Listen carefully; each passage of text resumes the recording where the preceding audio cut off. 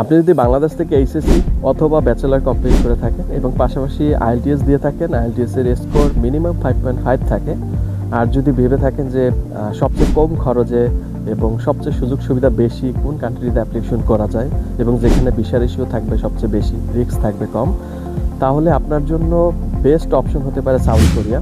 South Korea বর্তমানে বাংলাদেশি স্টুডেন্টসদের কাছে সবচেয়ে বেটার অপশন স্টাডি অ্যাব্রোডের জন্য, বিকজ অফ এখানে ভিসা রেশিও অনেক বেশি।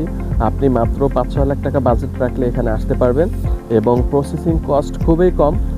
আর যারা ব্যাচেলার অ্যাপ্লিকেন্টস আছেন, যারা ইতিমধ্যে এইচএসসি কমপ্লিট করেছেন বাংলাদেশ থেকে, তারা এখানে চাইলে ব্যাচেলরে ই ভিসাতে অ্যাপ্লিকেশন করতে পারবেন এবং ইএপি প্রোগ্রামে অ্যাপ্লিকেশন করতে পারবেন এবং রিজিওনাল প্রোগ্রামে অ্যাপ্লিকেশন করতে পারবেন।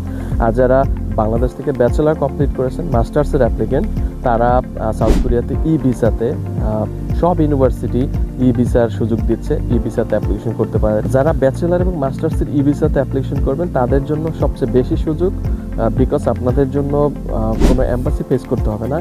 সাউথ কোরিয়া থেকে আপনাদের ভিসা ইস্যু হয়ে যাবে।